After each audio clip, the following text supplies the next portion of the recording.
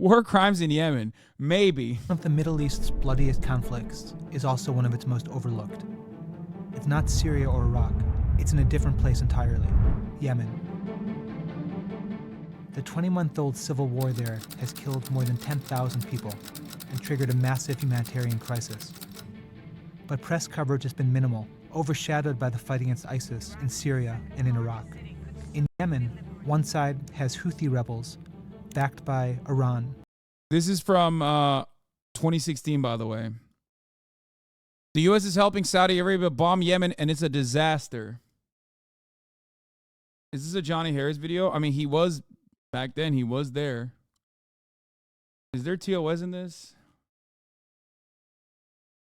On the other, you have the former Yemeni government of Abdrabbu Mansur al-Hadi, backed by a coalition of 10 countries, led by neighboring Saudi Arabia, who is ultimately also backed by the US.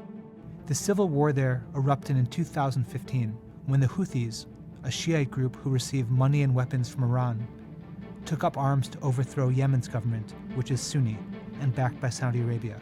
The Houthis complain that the government discriminated against them for years, mistreating them on a large scale, and that their fight is a fight to be treated fairly. Many in the region, by contrast, see it very differently. They think it's the latest front in a shadow war between Saudi Arabia and Iran for control over the entire region. In March of 2015, Saudi Arabia began bombing Houthi-held territory across Yemen, causing mass civilian casualties. They've destroyed targets ranging from marketplaces to hospitals, from schools, and even to a funeral recently, where 140 people were killed in a single strike. In August, the Saudis bombed the vital port of Hodeidah, severely damaging a main source of Yemen's food and humanitarian aid shipments, and increasing the chances of mass starvation in what is already an impoverished country. The indiscriminate bombing has prompted investigations by the UN for possible war crimes. But while the Saudis are leading this bloody campaign, the blame also spreads to a great power whose support is directly contributing to the carnage, to the United States. No The US way. has supported No, Saudi stop. Arabia militarily since World War II, selling arms, providing military aid, and training the Saudi military on how to use US manufacturing. Including, literally, Al-Qaeda, by the way. If you remember the famous America deserved 9/11 quote from a particular political commentator, if you remember the entire context of that situation, at that time, I was specifically talking about a certain veteran representative, okay,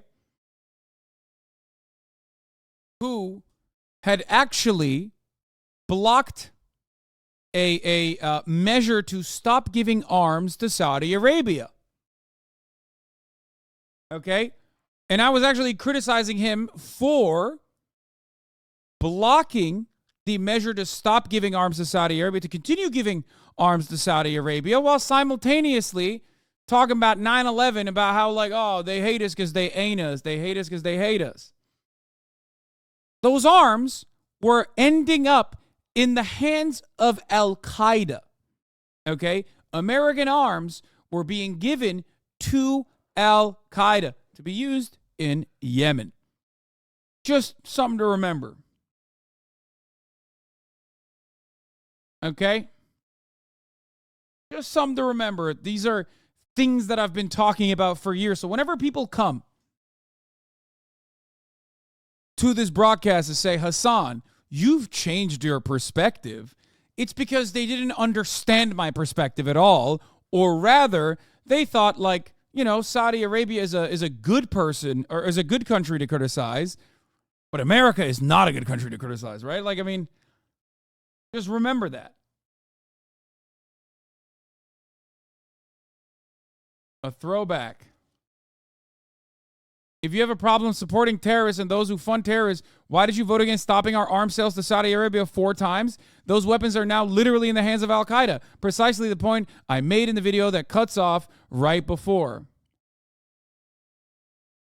Obviously, I don't support terrorism. After all, I'm criticizing the American government for supporting terrorism, both leading up to and post 9/11. I realize I use imprecise language that got easily weaponized by the right, but spare me your moral grandstanding. As far as the brave Mujahideen joke goes, it was direct reference to Reagan arming and commanding the Mujahideen, since we consider them our allies when we armed them. How many identical foreign policy blunders will it take for the U.S. to stop repeating the same mistakes? Damn, dog. That's crazy. That's crazy. A lot of people say, Hasan, you've changed. To them, I say, you've changed. You have. Or rather, you never understood my argument at all. You never internalized it. You never understood it. You thought we were in the same fight because you were like, oh, well, he's shitting on Saudi Arabia. I don't like those guys either. They're Muslim. They're weird.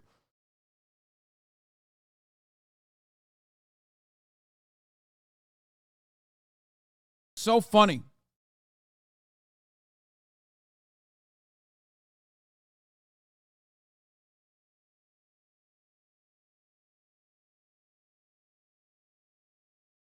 Damn, that guy was cooking. Get him on stream. Yeah.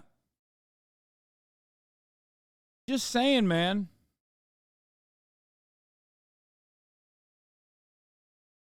Many people turn around and say, Hasan, you were base when you said America deserved 9/11, but now I'm mad at you. And it's like, no, dude, nothing changed. Nothing changed on my end. Something changed on yours. Okay? Where you decided, because your only understanding of politics revolves around petty drama from online political commentators and what they are telling you is the truth, that usually often aligns with American foreign policy, that your perspective shifted. And now you think anybody that criticizes American foreign policy is just simply saying, America bad, with nothing else to back it up with. You became less intellectually curious. Okay? That's what happened to you. I didn't change. I'm still the same guy. It's you who shut off any kind of dissent. It's you who refuse to see a different perspective completely.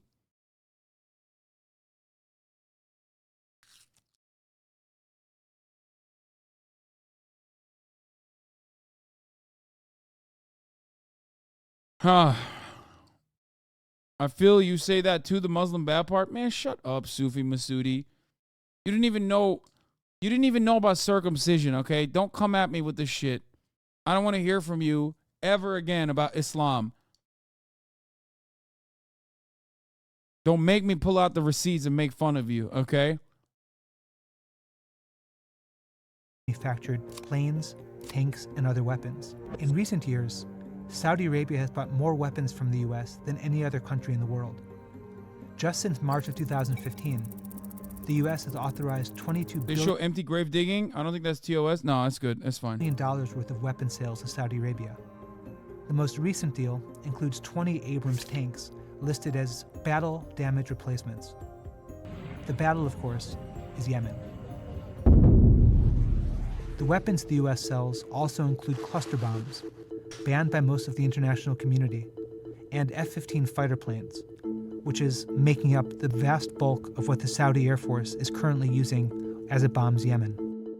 But America's aid to Saudi Arabia goes way beyond weapon sales, and it's directly contributing to the current fight.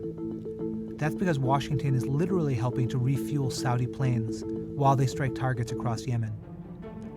When the Saudis asked the US to refuel one of their planes, giant American tankers like the KC-135 Stratotanker take off from the Incirlik Air Base in Turkey or from US carriers in the Arabian Sea. They then link up with Saudi F-15s in international airspace. These airborne refuels give the Saudi planes... They literally did that. By the way, the Incirlik thing is significant because like that base was also used to refuel the F-16s that were bombing Turkish cities in the coup d'etat that happened. So just remember that. Remember the Incirlik base, okay? It's got nukes in it too. A much American longer range, and allows Saudi's air campaign to become more lethal because the planes can stay in the air longer and hit targets much more frequently. As of late November, the US had flown more than 1,600 refueling missions to over 6,300 aircraft in the skies bombing Yemen. That's an average of 2 a day. So why is the US so supportive of this bloody campaign? The most important reason is the Iran nuclear deal. In 2015, the Obama administration offered to drop its crippling economic sanctions on Iran in exchange for Iran limiting its nuclear.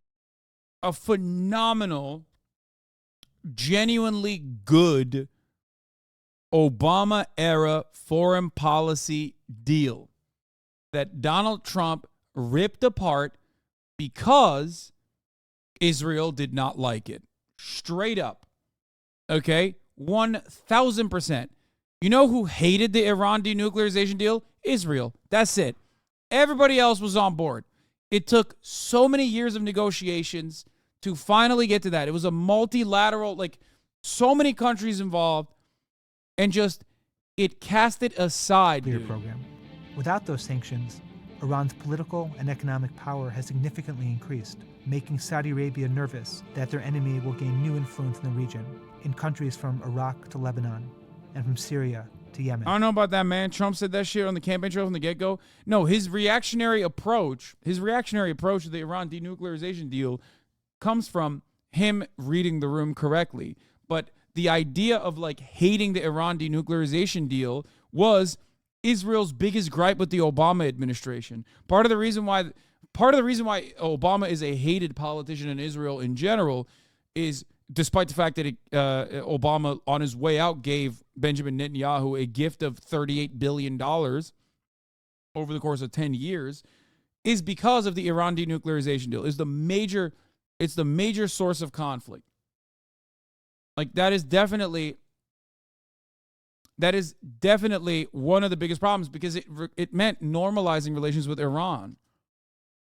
Now that Iranian influence is in Saudi Arabia's backyard. I've heard America say that the Iran nuclear deal had no guarantees of oversight of Iran nuclear development. Is it true? No, it's a 100% a lie. It is literally the funniest, stupidest lie of all time.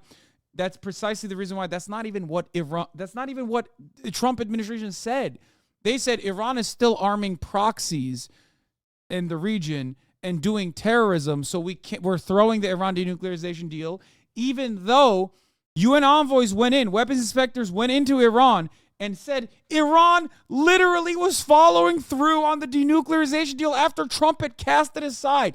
And then Donald Trump, after throwing the deal aside, added additional sanctions. That wasn't even a part of the deal, the whole proxies and funding proxies or whatever. Okay? I'm telling you, one of the gravest, just one of the worst things that the Trump administration did as it pertains to foreign policy. Remember, Donald Trump is such a dove, right? The Saudis fear that Houthi rebels loyal to Iran will now be literally on the footsteps of their country. They want U.S. help beating them back. Secondly, the intervention in Yemen is also a part of the IAEA literally had cameras throughout the nuclear facilities. The criticism was the lack of sanctions was allowing the Iranians to fund its proxies like Hezbollah. Exactly. That's it. That's why. The deal was not cut on the proxies being funded. The deal was cut on the basis of Iran denuclearizing, which was good. That was a good thing. And because it was a good thing only because it allowed the normalization of relations with Iran, diminishing sanctions, things of that nature. It was a good deal.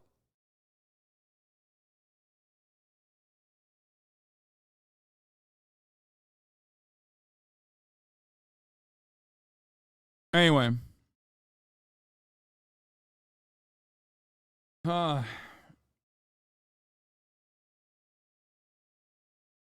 What's your proof that Saudi did fund Al-Qaeda? What's my proof that Saudi Arabia funded Al-Qaeda? Are you, what? Hello?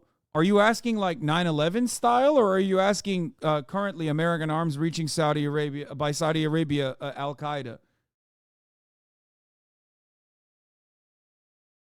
I mean, just look up the Saudi royal family.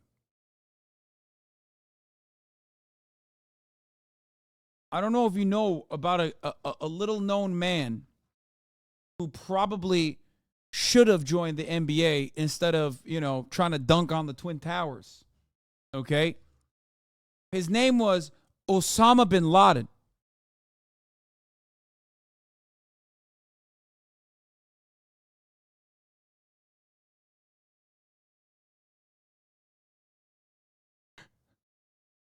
I don't know if you know about him. Maybe you saw him. He's popping off on TikTok recently.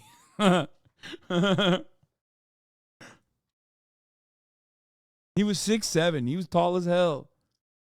Yeah. All right, let's continue. The U.S.'s broader counter-terror strategy for the Middle East. The goal of U.S. policy in Yemen is to make sure that Yemen cannot be a safe haven that extremists can use to attack the West and to attack the United States. Yemen is home to the most active and dangerous branch of al-Qaeda.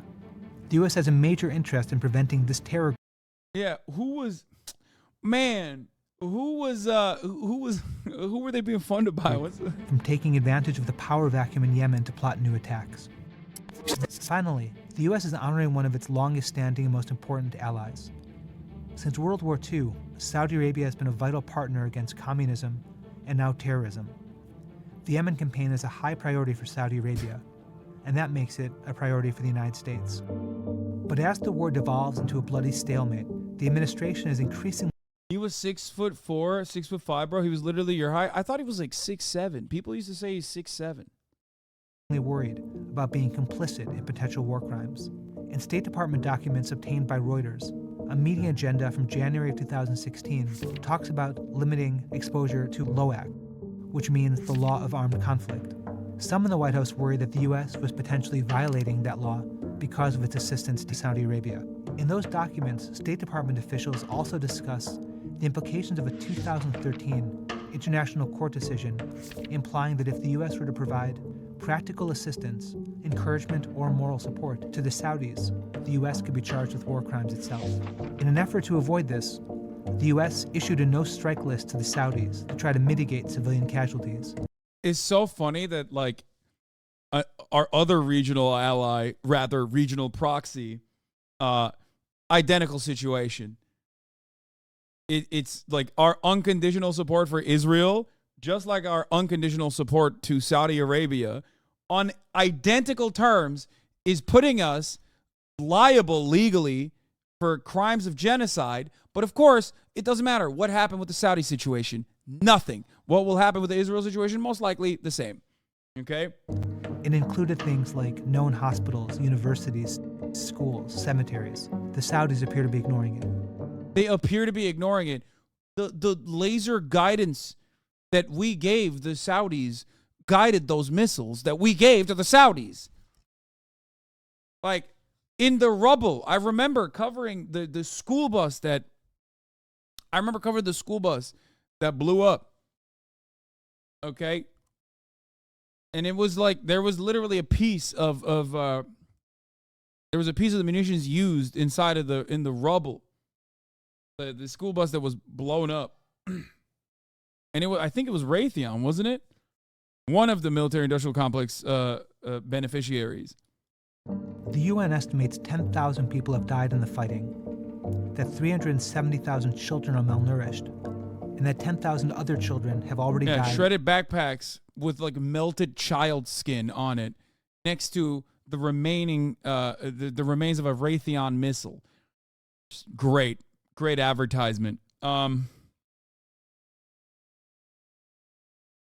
So here is what by 2020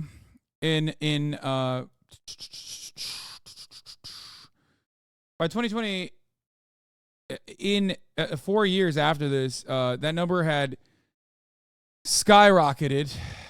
What is the overall like total? Here, let's look at the Wikipedia.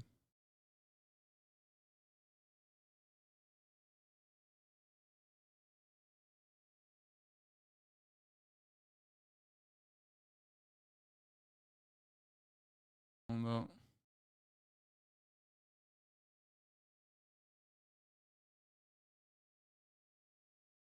It was Raytheon. My man said, when is the next 9/11 gonna drop? Oh, it wasn't Raytheon, it was Lockheed Martin.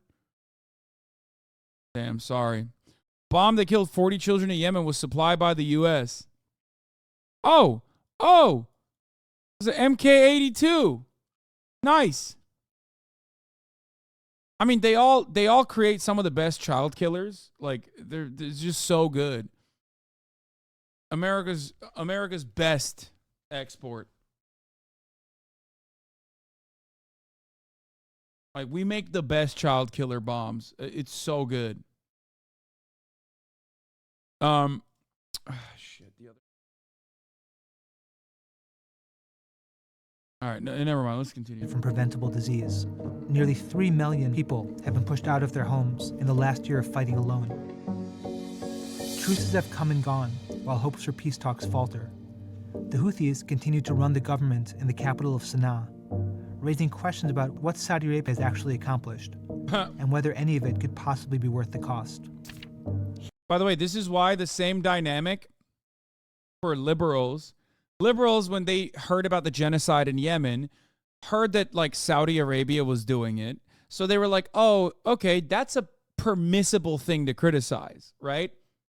Now, though, when America is bombing Yemen directly, okay, at the behest of America's ally Israel, now they're going to be like, dude, so worth it. Actually, the Houthis are the real bad guys in every situation, probably the worst guys.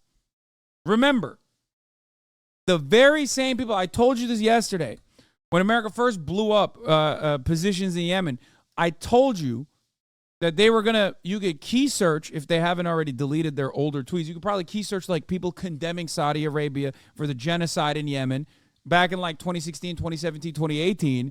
And then those very same liberals now being like, actually, the genocide wasn't really a genocide. It was a double genocide. It was the Houthis that were doing the genocide. Here at home, in Congress, some lawmakers from both parties have talked about stopping weapons sales to Saudi Arabia until it does more to keep the air-worn Yemen from causing massive human rights abuses.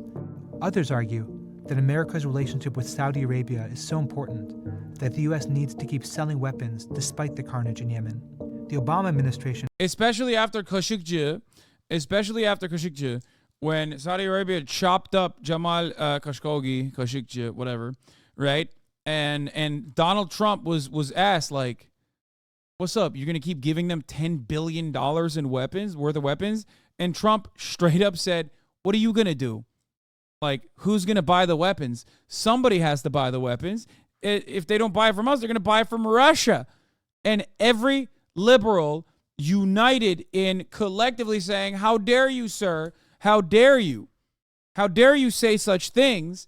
Those very same liberals are now totally on board with bombing Yemen. For its part, has repeatedly urged. You were so goddamn right about the 40-year-old IT guys with DemSoc BLM in their profiles, but totally caved for the U.S. bombing the shit out of Yemen. I encountered one this morning on Blue Sky. Oh, I'm telling you, it's the most predictable group of morons, okay? The Saudis to do more to avoid accidentally hitting targets like schools and like hospitals. The White House has also condemned individual attacks. But the reality is that the U.S. finds itself increasingly complicit with the actions of a coalition led by Saudi Arabia. That means President Obama will leave office with America helping an ally fight a bloody war, causing mass civilian suffering that shows no signs of ending. And that is not a legacy to be proud of. Yeah. Watch Vox make a new video about like how it's totally sick to blow up Yemen now. Why is killing Islamic jihadists bad? Great question, Saint Matriarch. First and foremost, I don't think we should be killing Islamic jihadists, okay? Especially because what you consider to be an Islamic jihadist is obviously most likely guided by white supremacist opinions. Secondly, this conflict, the closest thing that you associate to Islamic jihadists would be what? Salafists, right? I assume like the Al-Qaedas of the world or maybe the ISIS, right? The irony here is that it was the Al-Qaedas of the world that were that the Houthis were fighting against. So America is now aligning with was aligning with the jihadists in that circumstance, or whatever you consider to be a jihadist. I personally don't think that we should be doing genocide, ethnic cleansing, bombing campaigns using cluster bombs against any kind of religious group of individuals because we've decided that they're fundamentalists. And that extends even to Nazis in America. Okay? That's just me. I think that there are better solutions, like, fixing the underlying material inequalities and dealing with people like they are real human beings. Okay? That's what I think.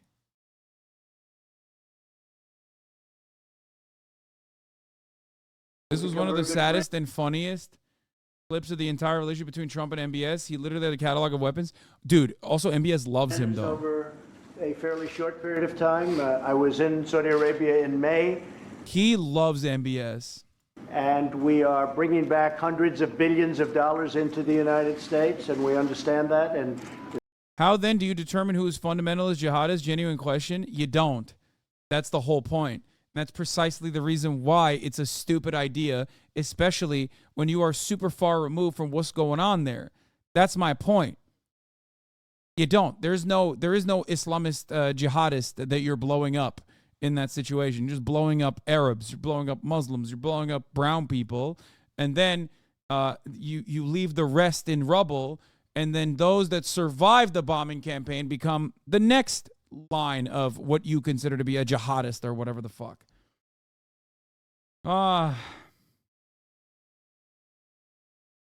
they understand that some of the things that have been approved and are currently under construction and will be delivered to Saudi Arabia very soon, and that's for their protection. But if you look in terms of dollars, $3 billion, $533 million, $525 million, that's peanuts for you.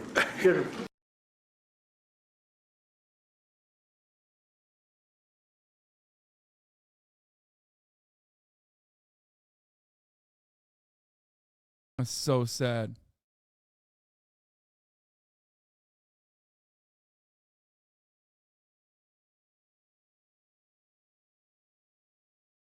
It is peanuts.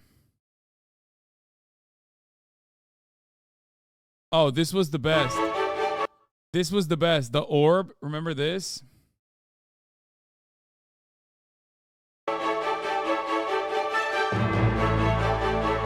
God, Trump was such content. I mean, he was such an awful monster. But, like, there is definitely an art to his approach. Like, what a silly guy.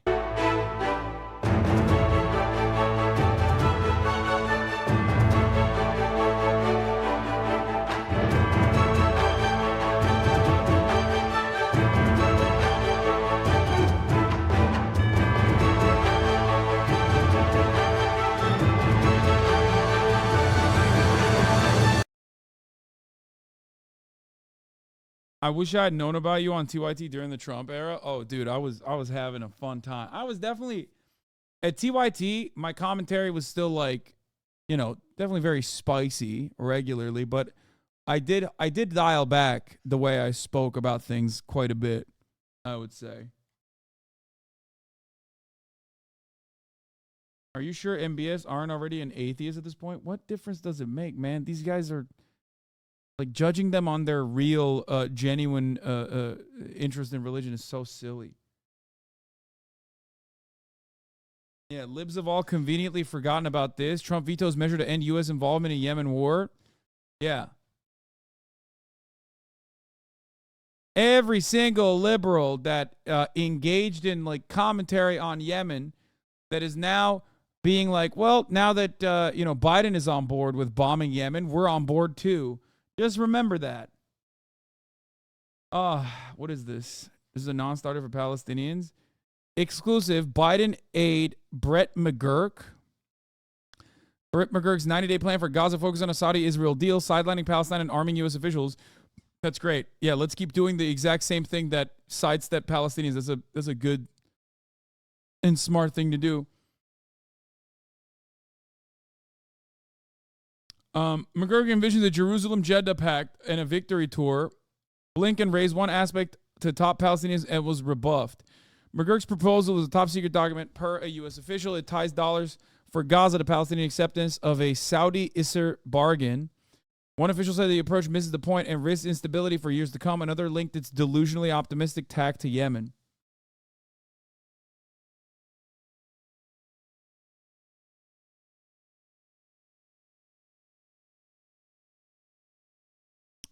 Yeah, something so weird too is when Trump supporters say Trump was the only president to not start a new war in office. Like, okay, but he sure as hell didn't do anything to end the ones he inherited.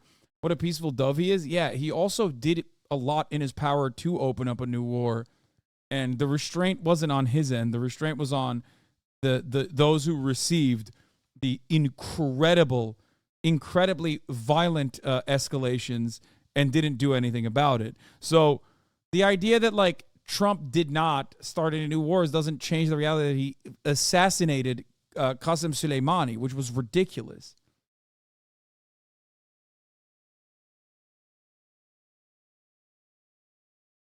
I mean, you could argue that Ukraine wouldn't have happened without Trump beefing up Putin's ego. No. If anything, I think beefing up Putin's ego would have been a more stabilizing force, potentially. Trump's like fake anti-NATO sentiment was like liberals were the ones who were who kept saying that you know Trump's anti-NATO sentiment is done at the behest of Putin.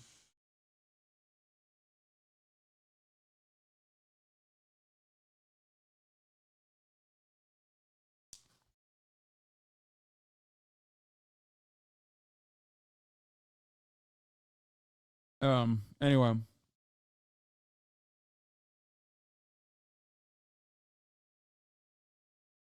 All right, this is a ridiculous deal.